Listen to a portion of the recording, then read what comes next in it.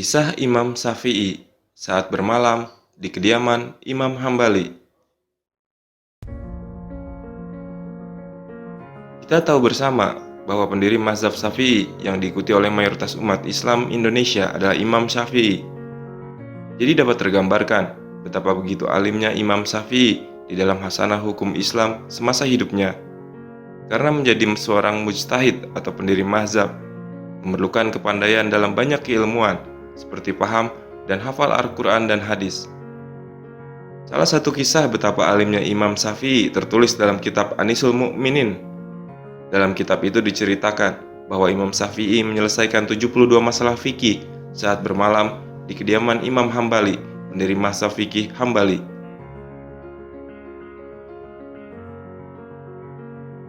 Kisah bermula saat Imam Syafi'i berkunjung di kediaman Imam Hambali.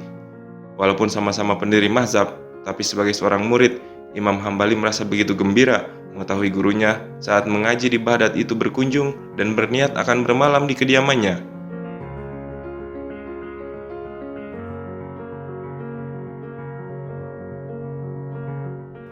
Seperti tamu pada biasanya, waktu itu Imam Syafi'i disediakan makanan oleh tuan rumah sekaligus muridnya, yang kemudian langsung dinikmati oleh Imam Syafi'i dengan lahap. Sampai-sampai makanan yang dihabiskan banyak sekali. Melihat itu, Imam Hambali yang menemani Imam Syafi'i makan senang bukan main, karena telah menghidangkan sesuatu yang dinikmati oleh guru mulianya. Setelah makan malam selesai, Imam Syafi'i lantas dipersilakan oleh Imam Hambali untuk beristirahat di kamar yang sudah dipersiapkan. Pagi harinya, putri Imam Hambali yang tahu ada tamu di rumahnya itu bertanya kepada ayahandanya, "Ayah, apakah tamu kita itu adalah Imam Syafi'i yang sering engkau ceritakan?" "Iya, betul putriku." Mengetahui tamu ayahandanya adalah seorang guru yang dimuliakan, lalu putri Imam Hambali dengan berani dan jujur mengemukakan beberapa pendapat dari hasil pengamatannya semalam mengenai perilaku Imam Syafi'i yang tidak menggambarkan seorang imam mazhab yang alim, taat ibadah dan zuhud. Putri Imam Hambali berkata, "Aku memperhatikan tamu ayah itu semenjak tadi malam. Ada 3 hal yang aku perhatikan.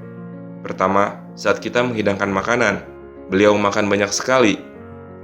Kedua, saat masuk kamar tamu, beliau terlihat cuma menghabiskan malam dengan tidur, tidak melakukan sholat malam sama sekali. Dan yang terakhir, waktu sholat subuh tadi, beliau sholat berjamaah bersama kita tanpa berwudu."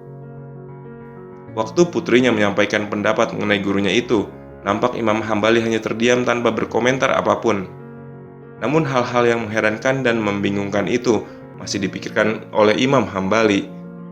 Sampai setelah Imam Syafi'i keluar dari kamar dan duduk di ruang tamu, Imam Hambali memberanikan diri bertanya perihal pengamatan putrinya. Melihat keresahan dalam pikiran muridnya yang diwujudkan dengan beberapa pertanyaan yang diajukan kepadanya, maka Imam Syafi'i menjawab dengan tenang dan sabar. "Aku semalam makan banyak sekali karena aku tahu betul makanan yang kalian hidangkan adalah dari harta yang halal. Aku semalam makan banyak sekali karena aku tahu betul makanan yang kalian hidangkan adalah dari harta yang halal dan kau merupakan orang yang dermawan. Aku makan banyak bukan untuk mencari kenyang, tapi karena ingin mengobati penyakitku dengan makanan dari Anda. Makan makanan orang dermawan adalah obat, sedangkan makanan dari orang bakil adalah penyakit." Lalu Imam Syafi'i menjawab pertanyaan mengenai waktu malamnya hanya dihabiskan dengan tidur saja, yang membuat Imam Hambali merasa takjub pada gurunya, sekaligus mempertanyakan hal tersebut. Imam Syafi'i berkata, "Aku tidak mendirikan sholat malam, karena saat aku merebahkan badanku untuk tidur, aku melihat seolah di hadapanku terbuka lembaran Al-Quran dan hadis.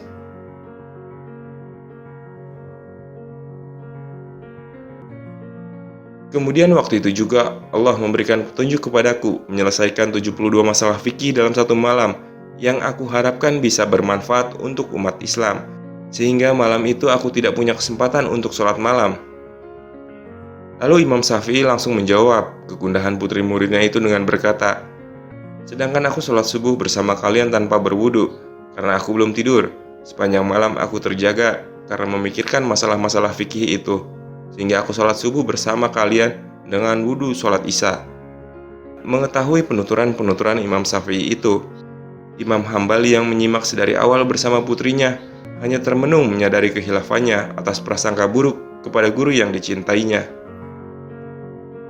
Dari gambaran kisah di atas, kita bisa ambil pelajaran mengenai adab atau tata cara bertamu dan menghormati tamu oleh kedua pendiri mazhab fikih. Selain itu, kita juga dapat mengetahui bahwa Imam Syafi'i dalam menentukan dan menyelesaikan hukum Islam itu atas petunjuk langsung dari Allah dan Rasulullah SAW, sehingga kita tidak usah ragu dalam bermazhab.